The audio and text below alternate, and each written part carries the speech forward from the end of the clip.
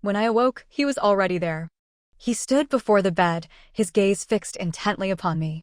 His eyes, dark as a moonless night, were filled with a potent mix of possessiveness and a barely restrained ferocity. Fear coiled within me, and my body trembled uncontrollably. I instinctively tried to retreat further under the covers, only then realizing the cold, metallic constraint around my ankle. A slender silver chain. It was long enough to allow some movement, one end encircling my ankle like a serpent's embrace, the other embedded deep within the wall beside the bed. A wave of despair washed over me. There would be no escape this time. A bitter, self-deprecating laugh escaped my lips. My face, always pale, now seemed almost translucent, drained of any remaining color. He moved towards me slowly, deliberately, and I noticed the bloodstains spreading across the pristine white cuff of his sleeve. Cyprian. That was his name. Cyprian, my captor, my lover? The lines were so blurred. He would never intentionally harm me, but when my actions drove him to the brink, he would turn his rage inward, inflicting wounds upon himself. This latest escape attempt must have pushed him to the edge. The bloodstain on his sleeve was a tapestry of violence, dark, dried patches intermingled with fresher, brighter crimson. It spoke of repeated self-harm, a cycle of pain inflicted again and again. A dull ache throbbed in my chest. He was so careless with his own well-being. But what could I do? The icy touch of the chain was a constant, chilling reminder of Cyprian's terrifying, all-consuming nature. I knew what I had to do. I had to soothe him, to placate the tempest raging within him. Cyprian, I began, my voice carefully modulated, hiding the fear that threatened to choke me. I'm hungry. I long for the food you prepare. I looked up at him, trying to project an image of wide-eyed innocence. He paused, seemingly taken aback by my unexpected docility. What is it you desire, Genevieve? I shall prepare it at once. I rose, kneeling before Cyprian with my legs parted. The white gown I wore, deliberately chosen, rode up, revealing the slender length of my legs. My long, dark hair cascaded down my back, reaching my waist. The silver chain, disturbed by my movement, chimed softly, a delicate counterpoint to the heavy atmosphere. I lowered my head for a moment, pretending to consider, my gaze fixed on the pristine white of the bed. Then I lifted my head, my eyes wide and clear, and smiled faintly, my voice laced with a practiced coyness. I crave sweet and sour ribs. Will you make them for me, Cyprian? Cyprian, it seemed, could never refuse me anything, especially when I presented myself in this submissive, yielding manner. His eyes darkened, his voice dropping to a husky murmur. Whatever Genevieve desires, she shall have. He turned and left the room, heading for the kitchen to fulfill my request. I thought I might have a moment's respite, but Cyprian's parting words, delivered with a chilling lightness, shattered that illusion. Be a good girl, Genevieve, and wait for me here on the bed. Do not stray, or I shall be forced to punish my disobedient Genevieve.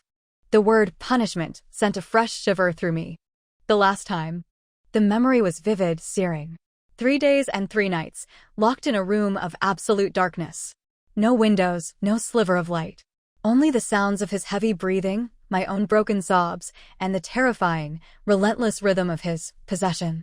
When Cyprian finally carried me out of that room, 3 days later, my voice was hoarse, raw from weeping. After Cyprian left, I began to survey my surroundings. Through the sheer, billowing curtains, I could see towering trees, a dense, verdant expanse. My conclusion was swift and certain. We were in some remote, secluded estate, high in the hills. Cyprian possessed numerous properties, most of them in isolated locations. The villa itself was vast, and I knew that staff came weekly for cleaning and maintenance. However, I had never encountered them, a testament to Cyprian's meticulous control. The room's decor was dominated by shades of gray, reflecting Cyprian's austere, almost glacial personality. Apart from the enormous bed, the only other significant piece of furniture was a black desk tucked into a corner, likely for his occasional work in the bedroom. I scanned the room carefully. It was immaculately clean, devoid of any electronic devices. My mobile phone, unsurprisingly, was nowhere to be found. Cyprian had undoubtedly hidden it. I knew, with a sinking heart, that after this failed escape, Cyprian's vigilance would be heightened for a long time. I pondered desperately how I might ever persuade him to release me. But the thought was quickly extinguished. Cyprian would never let me go. Countless nights, his lips would brush against my ear, his voice a soft, possessive murmur, "Genevieve, you must never leave me." His voice, deep and resonant, filled the darkness. His expression, I knew, even though I couldn't see it, would be a mixture of fervent devotion and unwavering determination.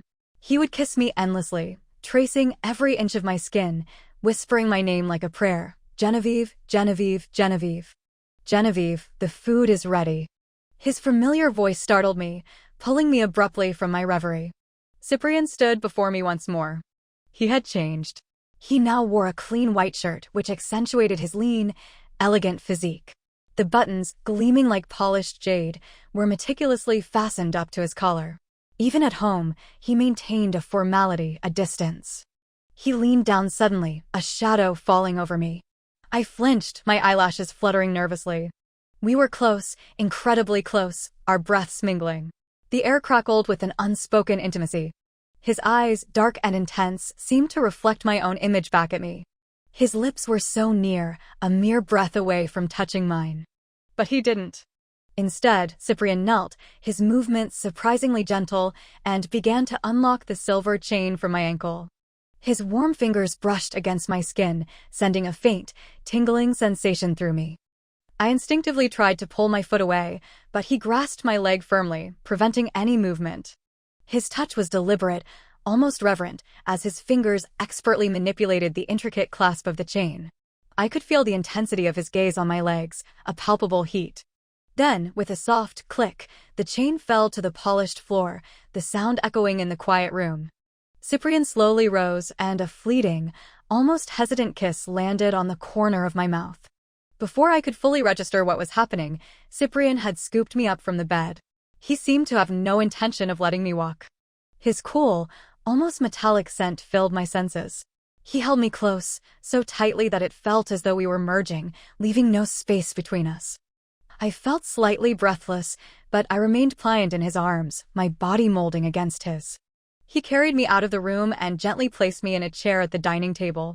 I breathed a quiet sigh of relief.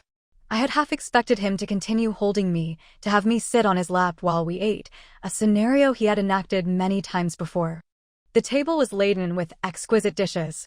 Besides the sweet and sour ribs I had requested, there were also steamed crabs, lemon prawns, and other delicacies I adored. I wondered how Cyprian had managed to prepare such a feast in such a short time. Unless... A thought flickered in my mind. Unless he knew my preferences so intimately that he had already prepared most of the dishes before I even awoke. It wasn't entirely impossible. The warm, golden light of the dining room created a surprisingly cozy atmosphere. Cyprian sat beside me, his long, elegant fingers deftly shelling the crabs for me. His cooking was always exceptional. I devoured most of the generous serving of sweet and sour ribs. The crab meat he meticulously extracted for me also disappeared quickly. Cyprian watched me eat, a faint smile playing on his lips. When I was finished, he took a napkin and gently wiped the traces of sauce from the corners of my mouth. I knew I should say something. I cleared my throat softly, my eyes smiling up at him. "Cyprian, your cooking is exquisite. I wish I could eat your food every day." Perhaps it was the word every that touched him. His expression softened, his lips curving into a genuine smile. He seemed pleased with my behavior today. After dinner, Cyprian carried me to the sofa in the living room. He had some documents to attend to, so he allowed me to watch television, a rare concession. Television was probably one of the few electronic devices I was permitted to use in the entire villa. I randomly selected a light-hearted romantic drama, but my mind was elsewhere. I glanced sideways at Cyprian.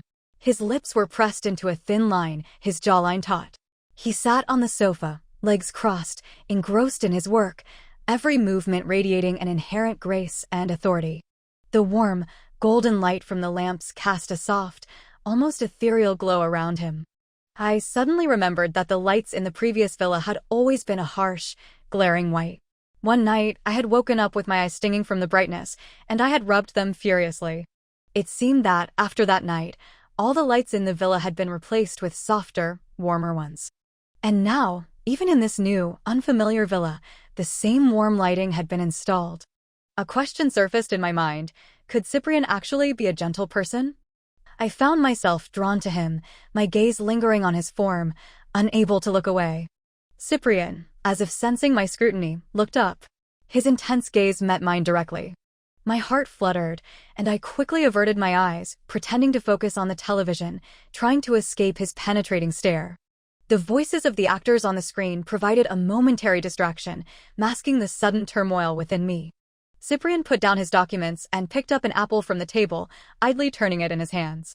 Seemingly unable to find a peeler, he rose and went to the kitchen, returning with a small, exquisitely crafted knife. The blade, reflecting the light, flashed silver as he moved it with practiced grace. Swiftly, he peeled the apple, revealing the succulent fruit beneath. "Genevieve, would you like some?" Cyprian asked, holding the apple towards me. I shook my head. For some reason, I had no desire to eat it. He took a bite of the apple, chewing slowly, savoring the flavor. I couldn't shake the feeling that I, like the apple in his hand, had already been consumed by him, piece by piece. The deep black of night was punctuated by a scattering of faint stars. The summer wind, warm and heavy with an unspoken sensuality, swept through the air. A moist, lingering kiss landed on my lips. After the tender, lingering moment, all I could hear was my own soft breathing and the frantic beating of my heart. In the moonlight, my cheeks, I knew, were flushed with a delicate crimson. Perhaps it was because I had been so consistently compliant and affectionate towards Cyprian lately. He had started taking me for walks in the villa's gardens in the evenings, holding my hand. This was a departure from his previous habit of keeping me confined to the bedroom, day and night. Now, he would kiss me gently, on the bed, at the desk, under the moonlight. It was so different from his previous forceful, almost predatory approach. I felt myself drowning in his newfound tenderness. "Genevieve, promise me you'll never leave, will you?" "No," I heard my own voice, cold and defiant, in the darkness. Before I could react, the gentle Cyprian was gone, replaced by something far more menacing. He was approaching me, holding a long, slender iron chain. The sound of the chain dragging across the floor sent shivers of terror down my spine. "Come to me, Genevieve." Cyprian's voice was an implacable command, his eyes dark and unfathomable, like bottomless pits. As he drew closer, the chain in his hand transformed into a small, silver knife. He twirled the knife expertly, the blade glinting, as if he intended to carve away at my skin, piece by piece. I awoke with a gasp, my forehead damp with a thin film of sweat. I reached out beside me, only to find the vast white bed empty. A flicker of light on the balcony caught my attention. I slipped on my slippers and walked towards it. Under the inky sky, Cyprian's silhouette was stark and solitary, merging seamlessly with the darkness. He was different from the man I saw during the day. Now, wreathed in smoke, he seemed more sinister, more deeply shadowed. Before I could get close, he extinguished the cigarette he had barely begun and turned to face me. He had heard my footsteps, it seemed. Like a predator lurking in the darkness, he had waited patiently for his prey to approach. A cool breeze swept across the balcony, dispersing the lingering scent of smoke. He noticed my thin nightgown and frowned. "Are you cold?" I shook my head. It was the first time I had seen him smoke, and I asked, curious, "Are you addicted to nicotine?" He gave me a long, searching look, his eyes unfathomable. Then, he spoke softly, "I am only addicted to you." It was clear that Cyprian would not let me go, not even this night. I woke up close to 10 o'clock. The intense intimacy of the previous night left my legs trembling when I finally got out of bed. While I was washing up, I vaguely heard the sound of a car approaching the villa.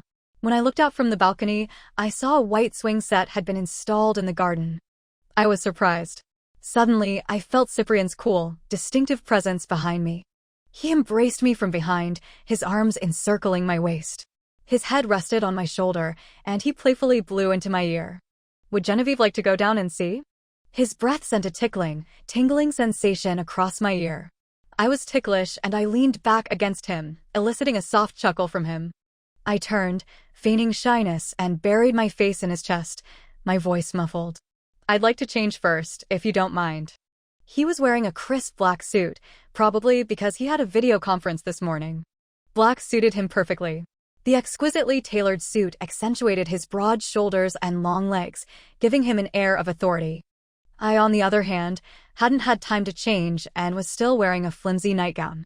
Cyprian smiled and ruffled my hair, then escorted me to the entrance of the walk-in wardrobe. I stood in the wardrobe, smoothing my hair, which Cyprian had playfully mussed.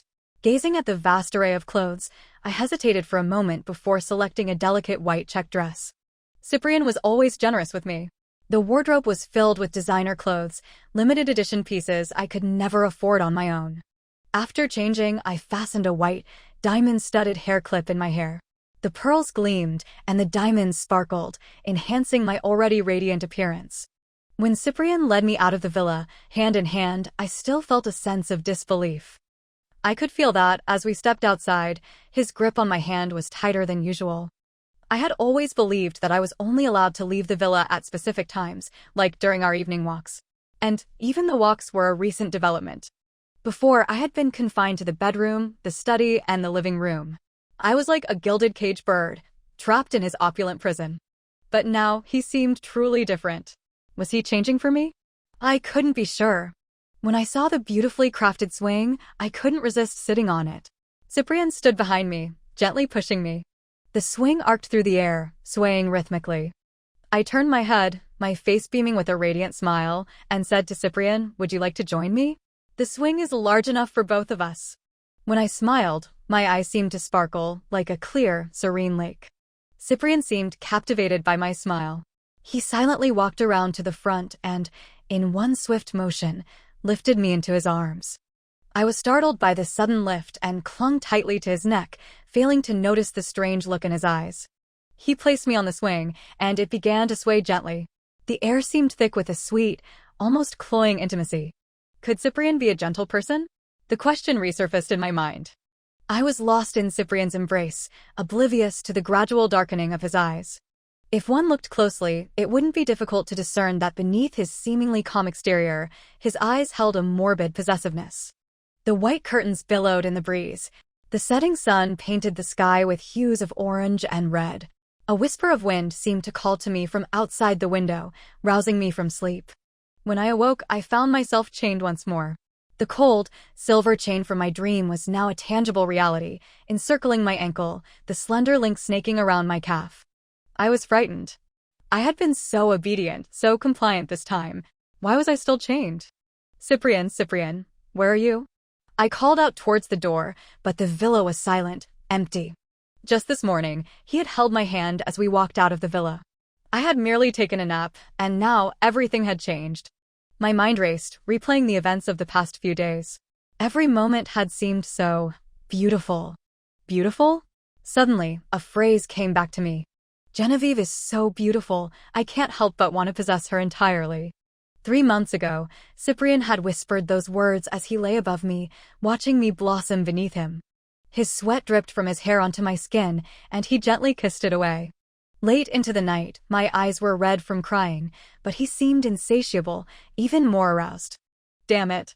The thought that my desperate attempts to be a good girl for days had only fueled his desire to possess me even more made me furious. Escape was impossible.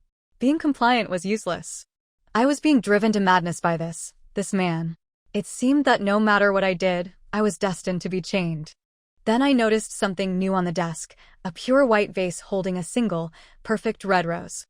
I remembered a book I had idly picked up from a shelf in Cyprian's study not long ago, while I was keeping him company as he worked. It was a book by a French author, and one sentence had stuck with me. Perhaps there are 5,000 flowers in the world that are identical to you, but you alone are my unique rose. I got out of bed, the chain dragging behind me, and reached for the rose. The thorns had been meticulously removed. I remembered how much I had loved that sentence, repeating it in my mind several times. Cyprian must have noticed. I held the rose carefully. The vibrant red contrasted sharply with the paleness of my skin. But the chain remained, a cruel, inescapable shackle. I felt a strange mixture of emotions. This Cyprian, both tender and terrifying, was unsettling yet. I couldn't deny a flicker of something. The sound of the main gate slowly opening reached me from outside. I ran barefoot to the balcony, forgetting my slippers, the chain dragging behind me. A sleek, black Rolls-Royce pulled up to the villa. Through the car window, I recognized the driver as one of the assistants I had seen before. He always addressed me with utmost respect, calling me Madam, which had left a lasting impression. Cyprian, dressed formally in a suit, stepped out of the car. He stood in the sunlight, his exquisitely tailored black suit accentuating his broad shoulders and long legs. I knew he must have gone to the company today. I stood behind the sheer curtains on the balcony, observing his every move. I thought I was hidden, that he couldn't see me. But Cyprian, as if sensing my presence, looked up and met my gaze through the air. His acute senses unnerved me. I instinctively stepped back, hiding further behind the curtain. When I peeked out again, he was gone. The familiar sound of footsteps approached the room. Before I could react, Cyprian had pushed the door open. He saw me standing barefoot on the balcony and was displeased. "Genevieve, it's cold on the balcony." He took a few steps towards me, then stopped, seemingly waiting for me to run into his arms, as I usually did. I met his gaze directly, standing my ground, silently defying him. I could feel his gaze intensify, pressing down on me. The air pressure around him seemed to drop, the very air turning colder. I refused to yield, maintaining a facade of calm. But my racing heartbeat, amplified in the silence, betrayed my true feelings. Suddenly, a wave of oppressive force washed over me. Cyprian, with a cold, forceful movement, swept me up and carried me to the bed. I struggled, kicking my legs in protest. But Cyprian simply grabbed the silver chain, immobilizing me. I turned my head away, refusing to engage. He, however, showed no sign of anger. He picked up my slippers from the floor and, grasping my flailing feet, knelt before me. He placed my foot on his knee and gently slipped the slipper onto it. I was confused. I was being disobedient, defying him, yet he seemed calm. Cyprian, as if soothing a child, rose and ruffled my hair, speaking softly. "Genevieve, be good. I bought your favorite strawberry mousse. Would you like to come downstairs and have some?" He didn't wait for my answer. He unlocked the chain from my ankle, took my hand, and led me downstairs, seemingly unaffected by my attitude. It was as if we were engaged in a one-sided Cold War. And to make matters worse, that evening, because of a phone call, he locked me in the room again and drove away from the villa. He completely disregarded my wishes, leaving me alone. I sat on the bed, my anger growing. Tears welled up in my eyes. In a surge of defiance, I got out of bed and locked the door from the inside. If I was right, that scoundrel Cyprian hadn't had time to prepare a spare key. How dare he leave me alone in the villa at night? He deserved to sleep outside. With the door locked, the vast room seemed even darker. I burrowed under the covers and, eventually, drifted off to sleep. "Do you love me? Do you really love me, Cyprian? Then why are you doing this to me? You know I don't like this." In my sleep, I murmured. I lay curled on my side on the large bed, restless. Crystalline tears traced a path from the corners of my reddened eyes, dampening the white pillow. "But I think I'm starting to love you a little." Was it a dream? Genevieve, Genevieve, Genevieve. Outside, a storm had erupted. Amidst the thunder, I thought I heard someone calling my name, the voice hauntingly familiar. The rain lashed against the windows. Outside the dark room, I heard a man's footsteps and urgent knocking. I realized it was Cyprian. He was back. My feet touched the floor. I wanted to get up and open the door. But at that very second, the cold, metallic feeling woke me up. A bolt of lightning illuminated the room. The silver chain, snaking across the floor, flashed brilliantly, then vanished into darkness. But the internal chill remained, clinging to my ankle. I sat back down on the bed and covered my ears. The thought of him leaving me alone in the empty villa in the middle of the night made me refuse to open the door. Silence fell outside the room, but only for a moment. The knocking resumed, growing louder, more insistent. "Genevieve, please open the door." A man's voice, weary and hoarse, penetrated the door, reaching my ears through my fingers. My resolve began to waver. As I hesitated, Cyprian's patience finally snapped. He didn't wait for my answer. He started to pound on the door, furious. Blood seeped under the door, staining the white floor. Cyprian was as terrifying as ever. He stood outside the room, punching the lock repeatedly, his eyes, dark as pitch, filled with cold fury. His bloodied hands seemed oblivious to pain. The sound of the pounding, mixed with the thunder and rain, was relentless. Silent tears streamed down my face. Before long, the lock was shattered, landing on the floor with a heavy thud, scratching the surface. Cyprian kicked the door open and entered. I watched him approach, step by step. The corners of his eyes were tinged with red, his hands dripping with blood. The sound of the blood dripping onto the floor seemed to amplify in my ears, making my body tremble. His expression was more sinister, more chilling than usual, radiating a violent rage. Cyprian was truly angry this time. I felt as though his gaze had already killed me several times over. Before he could actually kill me, I burst into uncontrollable sobs. The emotions I had suppressed for so long poured out. Tears filled my eyes, streaming down my face, wetting my eyelashes. Cyprian pressed his fingers against his throbbing temples, his expression darkening. He reached out and gently lifted me from the bed. The blood on his hands stained the white of my gown. The moment he picked me up, I stopped crying. I looked up at Cyprian, my eyes red and puffy, like a lost rabbit. My usually bright, intelligent eyes were now clouded with a misty film from crying. My legs wrapped around his waist, my slender arms clinging to his neck. "I'm sorry, Cyprian. I was wrong today." I lowered my eyelashes, apologizing softly, looking like a naughty child who had realized their mistake and was sincerely repentant. He didn't answer. He reached out a hand and gently wiped the tears from the corners of my eyes, soothing me. Like a kitten being stroked, I nestled against him, nuzzling his shirt with my nose. "Can you please not lock me in the room alone anymore? I don't like you locking me up with a chain." My voice was filled with a mixture of grievance and a choked sob, like a child pleading. I was gambling. Gambling that Cyprian would agree this time, that he would change for me. A heavy silence filled the room. Finally, the man yielded, his voice a low, husky, "All right," reaching my ears. I hugged him tightly, thrilled. I had won this gamble. A soft kiss landed on my eyes. I closed them, savoring his presence. He kissed me gently, his warm breath like a feather, brushing over my skin, again and again. In the darkness, the raging anger gradually faded, leaving only a tender affection and an unspoken love. The moment my body sank into the softness, I thought, perhaps Cyprian was also gambling today. Gambling on whether I would truly try to escape this time. Warm sunlight streamed through the sheer curtains of the bedroom, bathing the bed in a golden glow. Birdsong, clear and crisp, drifted in from outside. When I awoke, Cyprian was already dressed, seated at the desk, scrolling through financial news on his tablet. The rose on the desk had been replaced with a fresh one. The man's pale skin contrasted starkly with the vibrant red of the flower, creating a surprisingly pleasing tableau so early in the morning. Cyprian seemed to notice my dazed gaze lingering on him, and a faint smile curved his lips. He rose and approached me, bestowing a gentle good morning kiss. "Sleepyhead, it's time to get up and eat."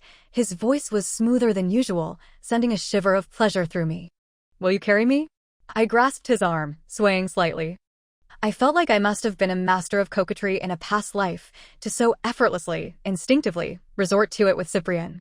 Cyprian lightly flicked my upturned nose with his index finger, chuckling softly. "You truly are a little lazy cat." I knew Cyprian relished the feeling of my complete dependence on him. Since he was willing to change for me, why shouldn't I take the initiative to draw closer to him? I nestled in Cyprian's embrace, smiling faintly. My hair, ruffled from my movements, was a little disheveled, and he reached out to smooth the stray strands from my forehead. It was then that I noticed the wounds on his hands, still untreated. The long, thin gashes, some shallow, some deep, were a shocking sight. Anger flared within me. Cyprian never seemed to care for his own well-being. I pulled his hand towards me forcefully, retrieved the ointment from the drawer, and lowered my head, carefully tending to his injuries. Cyprian watched me, my small mouth puffed out in a pout like a little blowfish, as I playfully fiddled with his hands under the guise of applying the ointment. A hint of amusement flickered in his dark eyes. He remained still, allowing me to hold his hand and pretend to treat his non-existent injuries with great care. After breakfast, Cyprian's assistant arrived, respectful and deferential as always. At Cyprian's instruction, the assistant briefly explained the reason for Cyprian's abrupt departure the previous night. Apparently, a subsidiary of the Goo Corporation had encountered a problem that required Cyprian's personal intervention. That was why Cyprian had driven through the night to resolve the issue as quickly as possible, then returned immediately, braving the storm. And today, there were still matters at the subsidiary that demanded Cyprian's attention. I knew that Cyprian was inherently insecure about me, especially since my last escape attempt had succeeded while he was away at the company. But this time, he genuinely didn't seem to have any intention of locking me up before he left. A small surge of emotion warmed my heart. As Cyprian was picking up his suit jacket, preparing to leave, I noticed that his tie was slightly askew, probably due to my playful antics in his arms this morning. Feeling a pang of guilt, I took his hand, signaling him to lean down. I straightened his tie and then, impulsively, planted a quick kiss on his cheek. The sudden soft touch on his cheek startled Cyprian momentarily. It seemed to be the first time I had ever kissed him so spontaneously. I whispered sweetly in his ear, "I'll be a good girl and wait for you to come home." After I said that, I felt Cyprian's gaze intensify, a hint of desire flickering within. He probably didn't want to go to the company anymore. I quickly took a few steps back, putting some distance between us.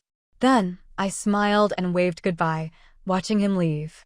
When I returned to the bedroom, I was astonished to find my mobile phone lying on Cyprian's desk. I figured he must have placed it there this morning while I was washing up. After so long, holding my phone again filled me with an almost giddy excitement. I spent the entire afternoon immersed in the joy of scrolling through my phone, completely losing track of time. When I finally came back to my senses, it was already dark. The moon had revealed a sliver of itself, hanging high in the night sky. I realized that the only advantage of the villa being built on a mountainside was the ability to see more stars at night. Suddenly, an idea struck me. I should call Cyprian and ask him when he would be home, and also ask him to bring me a strawberry mousse. This would also help to ease his anxiety and the lingering shadows of my past escape attempts. He must be terrified that I would seize this opportunity to run away again, like last time. What I didn't know was that Cyprian had securely locked the main gate before leaving. Various surveillance cameras had been installed along the road leading down the mountain, and my phone had been fitted with a tracking device. Escape was utterly impossible, but I was blissfully unaware. I opened my phone's contact list and found that Cyprian's number had been moved to the top. Without hesitation, I pressed the call button. After a short while, Cyprian answered. "Genevieve?" Cyprian's voice held a subtle tremor, almost imperceptible. He seemed surprised and delighted that I had called him. "Cyprian, when are you coming home? Could you bring me a strawberry mousse when you come back? I really crave one right now." Cyprian leaned back in his chair, listening to my soft, sweet voice on the phone. His long fingers tapped lightly on the desk, a flicker of almost imperceptible indulgence in his eyes. "I'll be back soon. Be a good girl and wait for me at home, okay?" "I've been very good. Do you still have a lot of work to do, Cyprian?" I asked curiously, since it was already close to 7 o'clock. Cyprian glanced at the 2 neat stacks of files on his desk and replied calmly, "Not much. I'll be finished soon." I thought for a moment, unsure what else to say, and was about to hang up when Cyprian's deep, resonant voice came through the phone. "Genevieve, have you missed me while you've been at home?" In an instant, my face flushed. A faint blush spread across my pale skin, reaching the tips of my ears. A gentle evening breeze stirred the curtains in the bedroom, also stirring my slightly flustered heart. I gazed at the bright stars outside the window and, blushing, softly murmured, "Yes." The whisper-thin sound still managed to reach Cyprian's ears through the phone. Cyprian chuckled softly. His long, elegant fingers gently pinched the corner of a page in the document, turning it to a new page. "I miss Genevieve very much too. I wish I could be back there right now." To prevent Cyprian from abandoning his work, I quickly hung up the phone. But a tingling sensation, sparked by his words, had already spread throughout my body, making my heart race. About half an hour later, I heard the sound of the villa's main gate opening. I ran downstairs and threw my arms around Cyprian as he entered. "Cyprian, you're back." A radiant smile spread across my face. Then, realizing I might have been a bit too enthusiastic, I shyly tried to pull my arms away. But Cyprian held me even tighter, making it impossible to break free.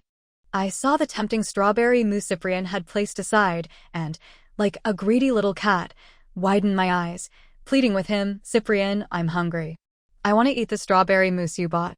Cyprian could only sigh and release me. He sat with me in the living room while I devoured the entire mousse.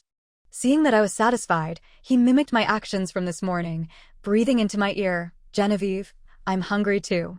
I want to eat, you." In an instant, I understood. Cyprian was a firm believer in an eye for an eye. Then I was forcibly carried back to the bedroom by Cyprian.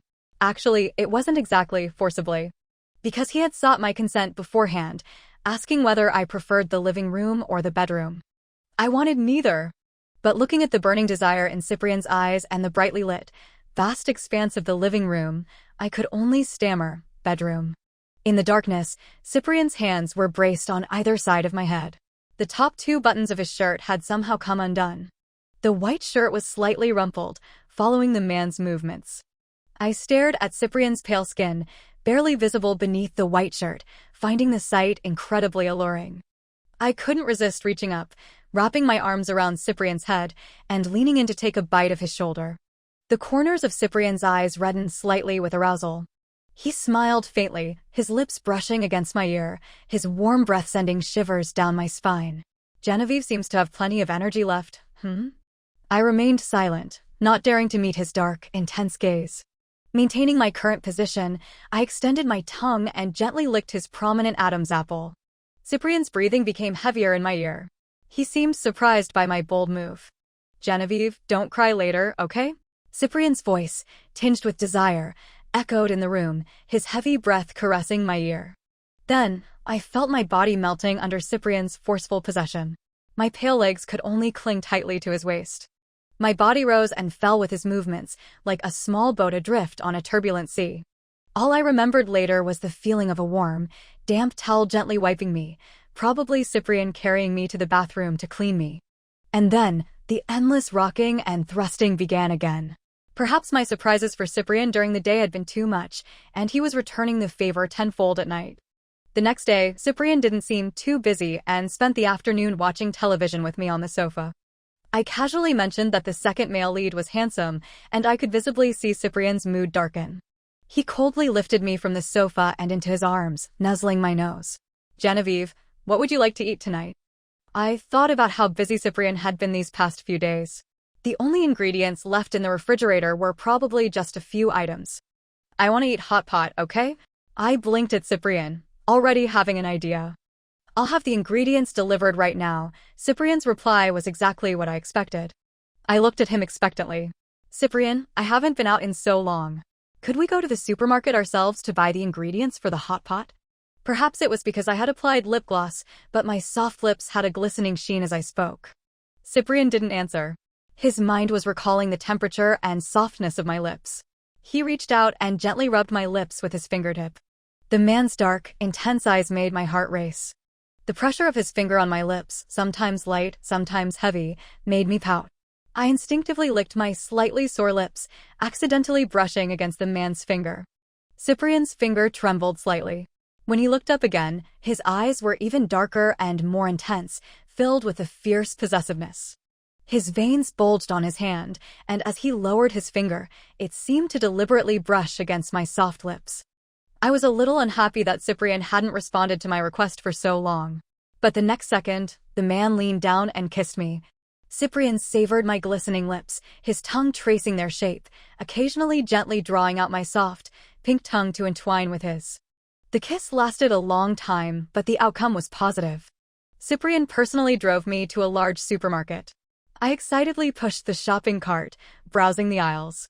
Jelly, biscuits, crisps, chocolate. Although we were supposed to be buying ingredients for hot pot, I had already filled the cart with snacks. Cyprian stood beside me, patiently following my instructions to grab this and that. But when I pointed to the spicy strips, he didn't move. Instead, he gave me a cold look. Okay, I surrender. It's just a packet of spicy strips, right? I can live without them. With great dignity, not really, I pushed the cart to another section. My sharp eyes immediately spotted the last remaining packet of peach-flavored candy on the shelf. Heaven knows how much I love peach-flavored candy. This time, without me needing to say anything, Cyprian proactively grabbed it and placed it in the cart. Later, when I was tired of browsing, he took over the cart and casually selected a few vegetables I liked, then headed to the checkout. After paying, I eagerly opened the packet of peach-flavored candy and ate one. Then, while Cyprian wasn't looking, I popped one into his mouth. Peach-flavored candy is sweet, isn't it? My eyes curved into crescents as I smiled, my joy evident. Cyprian savored the sweetness in his mouth and said seriously, "It is sweet, but not as sweet as you." My ears immediately turned red. The next second, Cyprian kissed me again. His tongue plunged deep, pushing an unmelted candy into my mouth. The sweetness of the peach mingled with his cool scent, filling my mouth. We were still outside, kissing in front of everyone. My heart was pounding. I shyly pounded Cyprian's chest, trying to create some distance, but he remained steadfast, continuing to kiss me. Until the end, his words echoed in my mind. Peach-flavored candy is sweet, but not as sweet as you. Night fell. Bright stars peeked out from under the clouds. The starlight streamed through the glass of the floor-to-ceiling windows, casting a diagonal glow across the dim living room. Cyprian had a social engagement tonight. I was comfortably nestled on the sofa, watching a romantic drama. The night illuminated my pale skin, making it appear even more luminous and delicate. The white lace nightgown, soft as velvet, clung to the curves of my body. My slender waist, barely visible beneath the thin fabric, was incredibly alluring. The dress perfectly accentuated my figure. I opened my phone's camera, using the night scene behind me as a backdrop, and took a selfie to send to Cyprian. In the photo, I was reclining languidly on the sofa, my lips slightly pouted, my expression charming and alluring. My gaze, directed at the camera, held a hint of mystery, as if there were tiny hooks hidden within, making me appear both innocent and seductive, utterly captivating. Seeing that Cyprian hadn't replied for a while, I assumed he was busy and hadn't seen it. I sent him another emoji of a kitten peeking out, my heart filled with anticipation for his response. After a long wait, Cyprian finally replied with 2 cold words, "Looks good." What an unromantic fool. All he could come up with after all this time was "looks good." Sob, sob, sob. I've decided to ignore him. I angrily put down my phone and lay on the sofa, staring at the bright white ceiling. Little did I know that the man on the other end had seen my message the moment I sent it. The instant he opened the photo, a morbid possessiveness, dark as night, clouded Cyprian's eyes. He quickly extinguished his phone screen before the curious gazes of those around him could linger. The person sitting next to Cyprian had initially wondered what on earth could have caused the usually unflappable Mr. Gu's expression to change so drastically. However, the next second, an oppressive, icy gaze fell upon him. Mr. Gu was staring at him with a grim expression, as if to say, he did not appreciate anyone trying to pry into his affairs. The dinner party ended quickly. Cyprian sat back in his car and reopened the picture, carefully admiring the alluring image. He selected the white drawing tool and drew 2 long rabbit ears on top of the girl's head. He set the edited photo as his chat background, then sent it separately. The phone I had tossed onto the sofa immediately chimed with a notification. I couldn't resist picking it up. In the photo Cyprian sent, I looked like an adorable little rabbit with 2 hand-drawn ears standing upright on my head. The corners of my mouth secretly turned up. Before I could reply, Cyprian sent another message. Would you like to come to the company with me tomorrow? I replied, puzzled why. The next second, Cyprian's message arrived, because I want to be with Genevieve every moment. I admit, at that moment, I was truly moved. I also wanted to be with Cyprian forever and ever. Just like that rose, I loved his unique tenderness and devotion. The black Rolls-Royce sped through the empty streets. Compared to the bustling city outside, the car was unusually quiet. Patches of light and shadow flickered across the car windows, illuminating the back seat intermittently. Cyprian stared at the okay he received on the screen, a faint shimmer in his dark eyes. After that, Cyprian often took me to the company with him. At first, we spent all our time together, clinging to each other. He would prepare all sorts of delicious food to please me. Later, fearing I might get bored, he gave me a black card and allowed me to go shopping while he was in meetings to relieve my boredom. This kind of life was truly. He no longer restricted my freedom. He would give me everything I wanted, then tenderly hold me in his arms and kiss me. To be honest, I was so afraid that all of this was just a dream. That afternoon, I was incredibly tired and didn't accompany Cyprian to a dinner party. I nestled in the villa, drifting in and out of sleep. In my dream, I saw Cyprian again. The man's expression was cold and detached. His icy gaze pierced through the light and shadow, landing directly on my face. Perhaps the time for borrowed happiness had come to an end. He looked at me coldly. "Soon-Yen, I'm leaving," his familiar voice echoed in my ear. Every word that escaped his thin lips was laced with an indescribable coldness and unfamiliarity. My eyes reddened as I looked at him. "Cyprian, please don't go. Stay with Genevieve, okay? Genevieve doesn't want you to leave. Please don't leave, Genevieve. I love you." Before I could utter those 3 words, he had already turned and walked towards the door. I saw his feet mercilessly crush the delicate, vibrant red rose. The petals, torn and mangled, oozed a dark liquid.